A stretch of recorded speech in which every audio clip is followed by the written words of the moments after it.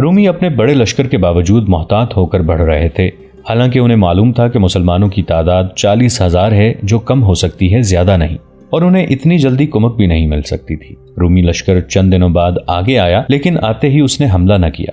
وہ چند میل دور رک گئے اور اپنے دستوں کو جنگ کی ترتیب میں پھیلا دیا۔ مورخ لکھتے ہیں کہ رومی فوج کی تعداد اتنی زیادہ تھی کہ صحیح معنوں میں انسانوں اور گھوڑوں کا سمندر لگتی تھی۔ اس فوج کے محاذ کی لمبائی 18 میل تھی اور گہرائی بھی خاصی زیادہ تھی۔ صفوں کے پیچھے صفیں تھیں۔ رومی لشکر کے سالار اعلیٰ ماہان نے آگے آ کر مسلمانوں کی فوج کا جائزہ لیا۔ اسے اپنی جنگی طاقت پر اتنا ناز تھا کہ وہ مسلمانوں کی صفوں کے قریب آ گیا۔ اس کے چہرے پر رونت اور ہونٹوں پر طنزیہ مسکراہٹ تھی۔ مسلمان اسے خاموشی سے دیکھتے رہے اور وہ مسلمانوں کو حقارت سے دیکھتا آگے بڑھتا گیا۔ اس کے پیچھے پیچھے 12 محافظ گھوڑوں پر بڑی شان سے جا رہے تھے۔ ماہان زیادہ دور نہیں گیا تھا کہ اس کے لشکر کی طرف سے ایک سوار گھوڑا سرپٹ دوڑاتا آیا۔ ماہان رک گیا۔ گھڑ سوار اس کے قریب آ رکا اور رومی انداز سے سلام پیش کر کے اس کے ہاتھ میں کچھ دیا۔ یہ ہرقل کا پیغام تھا جو اس نے ماہان کو انطاکیہ سے بھیجا تھا۔ یہ دراصل پیغام نہیں، شہنشاہ ہرقل کا فرمان تھا۔ ہرقل نے اسے لکھا تھا کہ مسلمانوں پر حملہ کرنے سے پہلے انہیں صلح نامے کے لیے راضی کرو۔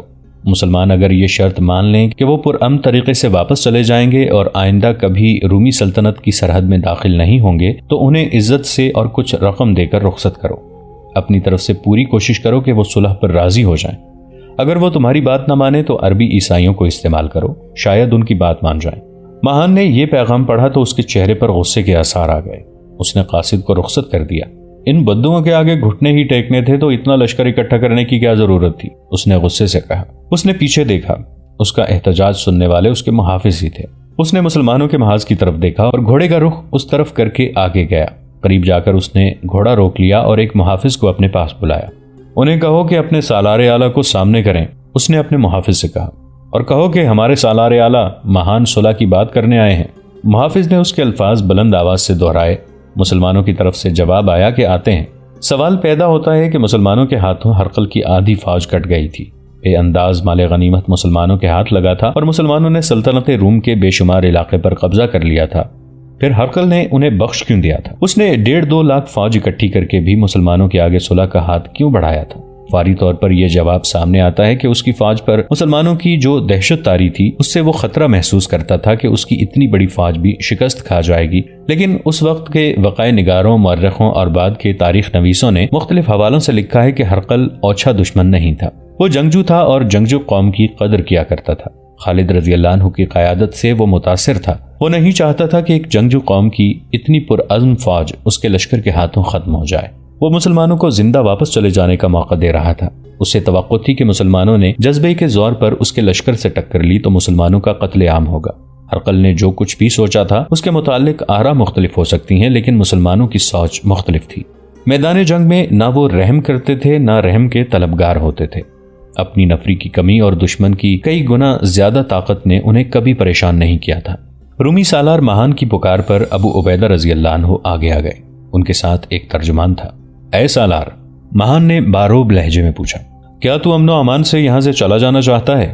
ہم امن و امان چاہتے ہیں، ابو عبیدہ رضی اللہ عنہ نے کہا، لیکن جانا نہیں چاہتے۔ شہنشاہ ہرقل کے حکم کی تعمیل لازمی ہے، مہان نے کہا۔ اسی کے حکم سے میں تیرے پاس آیا ہوں۔ لیکن میرے رومی دوست، ابو عبیدہ رضی اللہ عنہ نے کہا، ہم پر صرف اللہ کے حکم کی تعمیل لازمی ہے۔ شہنشاہ ہرقل تمہیں ایک موقع دے رہے ہیں، مہان نے کہا۔ اپنی اس ذرا سی فوج سے میری فوج کے ساتھ ٹکر لینے سے باز آ جاؤ۔ میں اپنے ایک سالار کو صلح کی بات چیت کے لیے بھیج رہا ہوں۔ اور وہ چلا گیا۔ رومی فوج کا جو سالار صلح کی بات چیت کرنے آیا وہ گریگری تھا۔ ابو عبیدہ رضی اللہ عنہ نے اس کا استقبال کیا۔ میں شہنشاہ ہرقل کی طرف سے صلح کی پیشکش لے کر آیا ہوں، گریگری نے کہا۔ اگر تم واپس چلے جاؤ اور پھر کبھی ادھر نہ آنے کا معاہدہ کر لو تو ہمارے شہروں اور قصبوں سے جو مال غنیمت وغیرہ اٹھایا ہے وہ اپنے ساتھ لے جا سکتے ہو۔ ہمارا لشکر دیکھ لو اور اپنی تعداد دیکھ لو۔ اگر یہ لڑائی میری ذاتی ہوتی تو میں تمہاری پیشکش قبول کر لیتا، ابو عبیدہ رضی اللہ عنہ نے کہا۔ میں شہنشاہ نہیں، شہنشاہ اللہ ہے اور ہم اسی کے حکم پر آئے ہیں۔ ہم کوئی پیشکش قبول نہیں کر سکتے۔ گریگری چلا گیا۔ ہرقل نے اپنے فرمان میں لکھا تھا کہ صلح کا ذریعہ استعمال کرو۔ اس حکم کے مطابق مہان نے ایک اور سالار جبلہ بن الاحم کو بھیجا۔ کیا تمہاری فوج کے تمام سالار باری باری صلح کا پیغام لے کر آئیں گے؟ ابو عبیدہ رضی اللہ عنہ نے پوچھا۔ کیا کوئی میرے انکار کو اقرار میں بدل سکتا ہے؟ صلح کا پیغام لانے والا میں آخری سالار ہوں، جبلہ نے کہا۔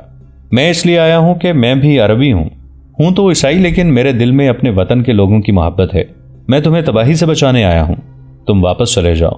اگر تمہارا کوئی مطالبہ ہے تو بتا دو، میں وہ پورا کر دوں گا. ہمارا مطالبہ تم جانتے ہو، ابو عبیدہ رضی اللہ عنہ نے کہا. ہم خیرات نہیں جزیہ لیں گے.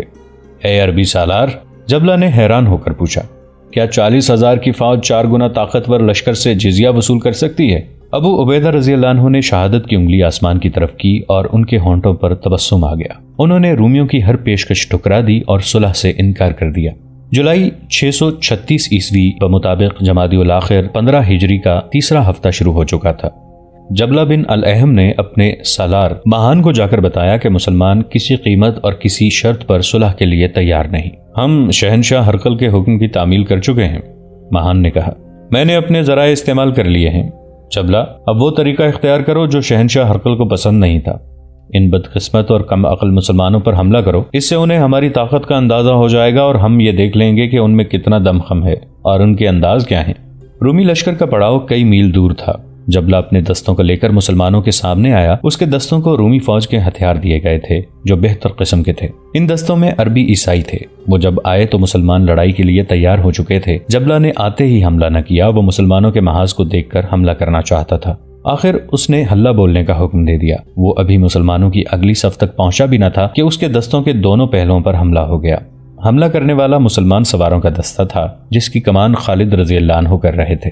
گھوم پھر کر لڑنے والے اس دستے نے اپنا مخصوص انداز اختیار کیا. جبلہ کی ترتیب گڑبڑ ہو گئی. اس پر سامنے سے بھی حملہ ہوا.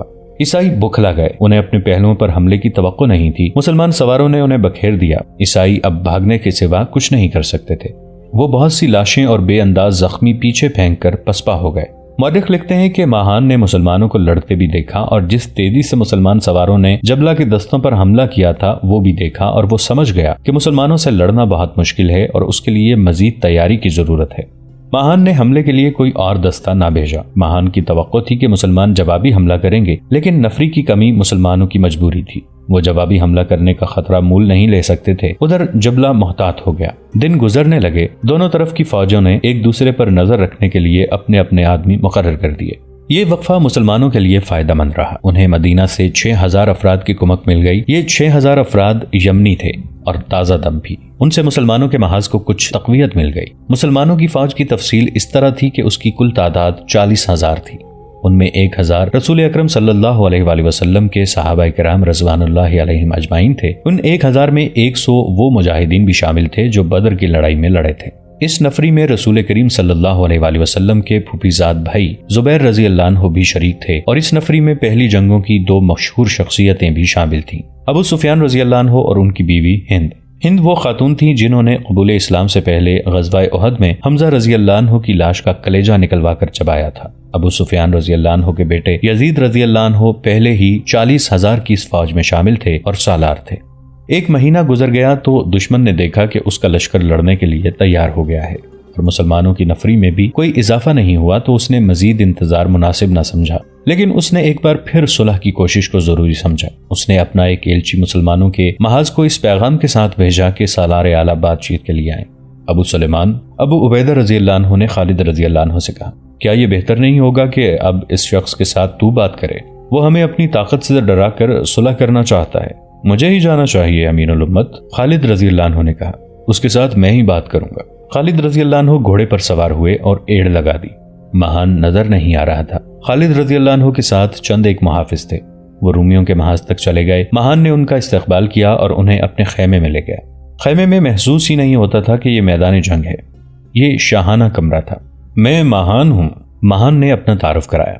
رومی فوج کا سالار اعلیٰ. میں کچھ بھی نہیں ہوں، خالد رضی اللہ عنہ نے کہا. میرا نام خالد بن ولید ہے. تم سب کچھ ہو ابن الولید؟ ماہان نے کہا. جہاں تک تم نہیں پہنچ سکے وہاں تک تمہارا نام پہنچ گیا ہے. میرا خیال ہے تم جتنے قابل اور جرت مند سالار ہو اتنے ہی دانش مند انسان بھی ہوگے. کیا تم پسند کرو گے کہ تمہاری 40,000 فوج میرے اس لشکر کے ہاتھوں ماری جائے جو بڑی دور دور تک پھیلی ہوئی چٹانوں کی مانند ہے؟ دانش مند آدمی چٹانوں سے نہیں ٹکرایا کرتے.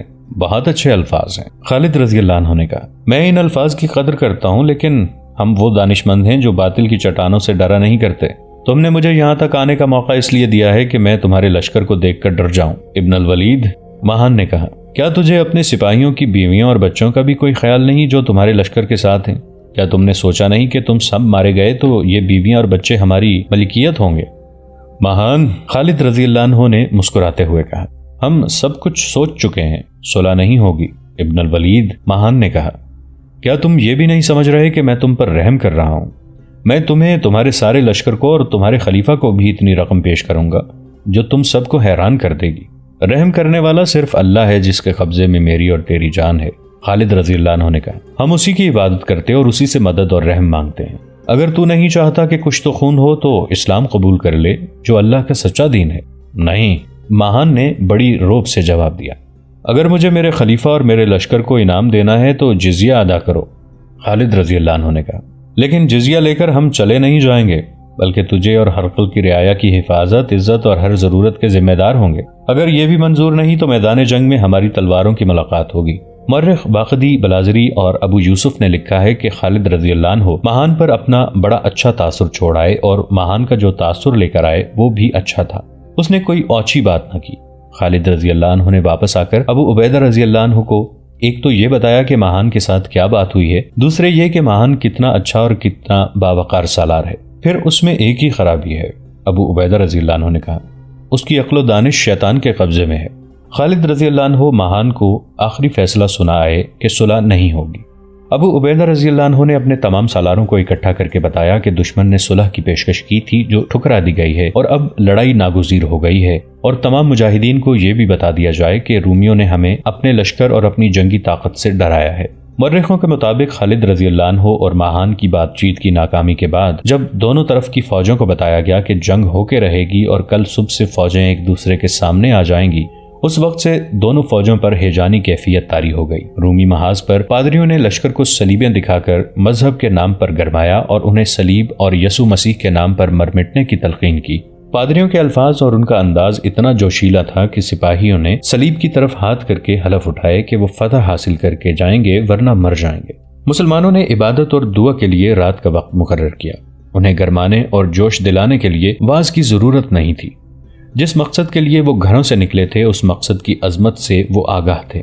انہوں نے اپنی جانیں اللہ کے سپرد کر دی تھیں۔ اسی روز دونوں فوجوں نے صف بندی اور دستوں کو موزوں جگہ پر پہنچانے کا کام شروع کر دیا۔ مہان نے اپنے لشکر کو 4 حصوں میں تقسیم کیا اور انہیں آگے لا کر صف آرا کیا۔ اس کے محاذ کی لمبائی 12 میل تھی اور گہرائی اتنی زیادہ کہ صفوں کے پیچھے صفیں تھیں جو دور پیچھے تک چلی گئی تھیں۔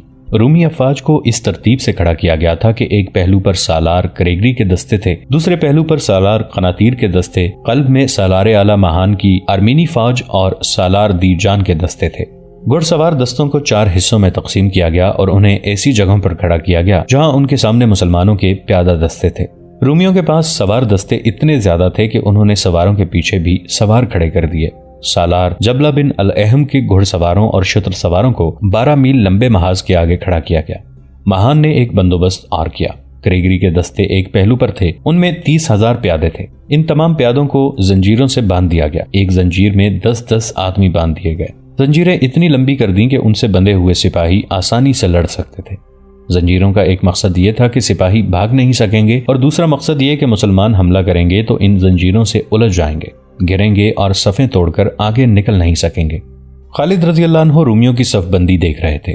سالار اعلیٰ ابو عبیدہ رضی اللہ عنہ تھے۔ ان میں ایک قابل سالار کی ساری خصوصیات موجود تھیں، لیکن میدان جنگ میں بڑی احتیاط سے قدم اٹھاتے تھے اور خطرہ مول لینے سے کچھ گریز کرتے تھے۔ جنگ یرموک میں انہوں نے سپہ سالاری کے فرائض خالد رضی اللہ عنہ کے حوالے کر دیے تھے۔ یہ جنگ ایسی تھی جس میں خطرے مول لینے ہی تھے۔ دشمن کی اتنی زیادہ طاقت کے مقابلے میں روایتی طریقوں سے جنگ نہیں لڑی جا سکتی تھی۔ سپہ سالار ابو عبیدہ رضی اللہ عنہ ہی تھے۔ انہوں نے یہ صورتحال خالد رضی اللہ عنہ کے سپرد کر دی تھی۔ خالد رضی اللہ عنہ نے ابو عبیدہ رضی اللہ عنہ سے کہا کہ وہ تمام سالاروں اور کمانداروں کو اکٹھا کریں۔ خالد رضی اللہ عنہ انہیں صف آرائی اور جنگ کے متعلق کچھ بتانا چاہتے تھے۔ چونکہ وہ سپہ سالار نہیں تھے اس لیے سالاروں پر ان کا حکم نہیں چل سکتا تھا۔ ابو عبیدہ رضی اللہ عنہ نے سب کو بلا لیا۔ خالد رضی اللہ عنہ نے انہیں بتایا کہ دشمن کی تعداد کو وہ دیکھ رہے ہیں اور اپنی تعداد بھی ان کے سامنے ہے، اس لیے یہ زندگی اور موت کی جنگ ہوگی۔ اس کے بعد خالد رضی اللہ عنہ نے مجاہدین کو اس طرح تقسیم کیا: 40,000 تعداد میں کل 10,000 گھڑ سوار تھے۔ 30,000 پیادوں کو 36 حصوں میں تقسیم کیا۔ ہر حصے میں 800 سے 900 پیادے آئے۔ گھڑ سواروں کو انہوں نے 200 کے 3 حصوں میں تقسیم کیا۔ ایک کی کمان قیس کو دینی تھی، دوسرے کی مسرا بن مسروق کو اور تیسرے کی کمان عامر بن طفیل کو دی۔ مسلمانوں کے محاذ کی لمبائی 11 میل تھی، یعنی دشمن سے 1 میل کم۔ ظاہر ہے مسلمانوں کی صف آرائی کی گہرائی تھی ہی نہیں۔ ایک پہلو پر یزید بن ابو سفیان کے اور دوسرے پر عمرو بن العاص کے دستے تھے، انہیں 200 کا ایک سوار دستہ بھی دیا گیا تھا۔ ابو عبیدہ رضی اللہ عنہ قلب میں تھے، انہوں نے سالار شرجیل بن حسنہ کے دستوں کو اپنے ساتھ دائیں طرف رکھا۔ ان کے ساتھ سالار اکرمہ بن ابو جہل اور عبد الرحمن بن خالد رضی اللہ عنہ بھی تھے۔ 4000 گھڑ سواروں کو خالد رضی اللہ عنہ نے اپنی کمان میں اگلی صفوں کے پیچھے رکھا تھا۔ انہیں ہر اس جگہ پہنچنا تھا جہاں دشمن کا دباؤ زیادہ ہونا تھا اور ان سواروں نے گھوم پھر کر لڑنا تھا۔ اگلی صف کے پیادوں کو لمبی برچیاں دے دی گئی تھیں جو نیزے کہلاتی تھیں۔ ان کی انیاں 3 دھاری اور 4 دھاری تھیں اور بہت تیز۔ ان پیادوں میں تیر انداز خاص طور پر رکھے گئے تھے۔ رومیوں کے حملے کو نیزوں اور تیروں کی بوچھاڑوں سے روکنا تھا۔ اس کے بعد تیغ زنوں نے اپنے جوہر دکھانے تھے۔ اس دور کے رواج کے مطابق بہت سے مجاہدین کے بیوی بچے اور بعض کی بہنیں ان کے ساتھ تھیں۔ ان عورتوں اور بچوں کو فوج کے پیچھے رکھا گیا۔ ابو عبیدہ رضی اللہ عنہ وہاں گئے۔ قوم کی بیٹیوں، ابو عبیدہ رضی اللہ عنہ نے عورتوں سے کہا، ہم تمہاری حفاظت کریں گے، لیکن تمہیں ایک کام کرنا ہے، اپنے پاس پتھر جمع کرو اور خیموں کے ڈنڈے اپنے ہاتھوں میں رکھو۔ اگر کوئی مسلمان بھاگ کر پیچھے آئے تو اسے پتھر مارو، ڈنڈے اس کے منہ پر مارو۔ بھاگنے والوں کی بیوی بچوں کو ان کے سامنے کھڑا کر دو۔ عورتوں نے اسی وقت خیموں سے ڈنڈے نکال لیے اور پتھر اکٹھے کرنے لگی۔ صف بندی ہو چکی تو ابو عبیدہ رضی اللہ عنہ، خالد رضی اللہ عنہ اور دوسرے سالار ایک سرے سے دوسرے سرے تک گئے۔ وہ مجاہدین کا حوصلہ بڑھا رہے تھے۔ وہ ہنستے اور مسکراتے تھے اور کہیں رک جاتے تو خالد رضی اللہ عنہ چند الفاظ کہہ کر ان کے جذبوں کو سہارا دیتے تھے۔ ان کے الفاظ کچھ اس قسم کے تھے کہ اللہ کی طرف سے بڑے سخت امتحان کا وقت آ گیا ہے۔ اللہ کی مدد اسی کو حاصل ہوتی ہے جو اس کی راہ پر ثابت قدم رہتا ہے۔ دنیا میں اور آخرت میں عزت اور تکریم انہیں ملتی ہے جن کے دلوں میں ایمان کی شمع روشن ہوتی ہے اور وہ کفر کی تیز دھار تلوار کا مقابلہ بے خوف ہو کر کرتے ہیں۔ مورخ طبری نے لکھا ہے کہ یہ سالار ایک دستے کے سامنے سے گزرے تو ایک مجاہد نے کہا، رومی کتنے زیادہ اور ہم کتنے تھوڑے ہیں۔ خالد رضی اللہ عنہ نے گھوڑا روک لیا۔ میرے رفیق، خالد رضی اللہ عنہ نے بڑی بلند آواز میں کہا، کہو رومی کتنے تھوڑے اور ہم کتنے زیادہ ہیں۔ طاقت تعداد کی نہیں ہوتی، طاقت اللہ کی مدد سے ملتی ہے۔ تعداد رومیوں کے پاس ہے، اللہ ہمارے ساتھ ہے۔ اللہ جس کا ساتھ چھوڑ دے وہ بہت کمزور ہو جاتا ہے۔ زیادہ تر مورخوں نے لکھا ہے کہ سالار اور کماندار جب اپنی فوج میں گھوم پھر رہے تھے تو یہ آیت بآواز بلند پڑھتے جاتے تھے۔ اس آیت کا مفہوم کچھ یوں ہے کہ کتنی ہی بار چھوٹی چھوٹی جماعتیں اللہ کے چاہنے سے بڑی بڑی جماعتوں پر غالب آئی ہیں۔ اللہ صبر و استقامت والوں کا ساتھ دیتا ہے۔ وہ اگست 636 عیسوی کے تیسرے، رجب 15 ہجری کے دوسرے ہفتے کی ایک رات تھی۔ مجاہدین تمام رات عبادت الہی اور تلاوت قرآن میں مصروف رہے۔ اللہ کے سوا کون تھا جو ان کی مدد کو پہنچتا؟ اکثر مجاہدین سورہ انفال کی تلاوت کر رہے تھے۔ رومی محاذ بھی شب بھر بیدار رہا۔ وہاں پادریوں نے سپاہیوں کو عبادت اور دعا میں مصروف رکھا۔ دونوں طرف مشعلیں بھی جلتی رہیں اور جگہ جگہ لکڑیوں کے ڈھیر جلتے رہے تاکہ رات کو دشمن حملہ کرنے آئے تو آتا نظر آ جائے۔ دونوں فوجوں پر ہیجان اور کھچاؤ کی کیفیت طاری تھی۔ مسلمانوں کے محاذ سے صبح کی اذان کی آواز اٹھی۔ مجاہدین نے وضو اور زیادہ تر نے تیمم کر کے باجماعت نماز پڑھی اور اپنی جگہ پر چلے گئے۔ جنگ شروع ہونے والی تھی جس کا شمار تاریخ کی بہت بڑی جنگوں میں ہوتا ہے۔ سورج افق سے اٹھا تو اس نے زمین پر بڑا ہی ہیبت ناک منظر دیکھا۔ 40,000 کی فوج 1.5 لاکھ نفری کی فوج کے مقابلے میں کھڑی تھی۔ شان تو ہرقل کے لشکر کی تھی، اس کے جھنڈے لہرا رہے تھے اور بہت سی صلیبیں اوپر کو اٹھی ہوئی تھیں۔ اس میں ذرا سے شک کی بھی گنجائش نہیں تھی کہ یہ لشکر اپنے سامنے کھڑی اس چھوٹی سی فوج کو نیست و نابود کر دے گا۔ جرجا رومی فوج کا ایک سالار تھا جو انفرادی مقابلوں میں بہت شہرت رکھتا تھا۔ اپنے سالار اعلیٰ مہان کے حکم سے وہ آگے بڑھا۔ کیا خالد بن ولید میں اتنی ہمت ہے کہ میری تلوار کے سامنے آ سکے؟ جرجا نے للکار کر کہا، میں ہوں رومیوں کا قاتل۔ خالد رضی اللہ عنہ للکارتے ہوئے آگے بڑھے، میں ہوں خالد بن ولید۔ خالد رضی اللہ عنہ دونوں فوجوں کے درمیان جا کر رک گئے۔ انہوں نے تلوار نکال لی تھی لیکن جرجا نے تلوار نہ نکالی۔ وہ گھوڑے پر سوار آ رہا تھا۔ خالد بن ولید رضی اللہ عنہ اپنے گھوڑے کو اس کے گھوڑے کے اتنا قریب لے گئے کہ دونوں گھوڑوں کی گردنیں مل گئیں۔ جرجا نے پھر بھی تلوار نہ نکالی۔ طبری، واقدی، ہنری سمتھ اور ابو یوسف نے یہ واقعہ تفصیل سے لکھا ہے۔ اتنی قریب ہو کر بھی جرجا نے تلوار نہ نکالی۔ ابن الولید، جرجا نے کہا، جھوٹ نہ بولنا کہ جنگجو جھوٹ نہیں بولا کرتے، دھوکہ بھی نہ دینا کہ اعلیٰ نسل کے لوگ دھوکہ نہیں دیا کرتے۔ دوستو، آج کے لیے اتنا ہی۔ اسی کہانی کی اگلی قسط کے ساتھ بہت جلد حاضر ہوں گے۔ نیچے کامنٹ سیکشن میں اپنی رائے کا اظہار ضرور کیجیے گا۔ हमारे इस चैनल को सब्सक्राइब करके नीचे मौजूद बेल आइकन को भी जरूर क्लिक कीजिएगा। अगली मुलाकात तक के लिए हमारा और आपका अल्लाह निगहबान।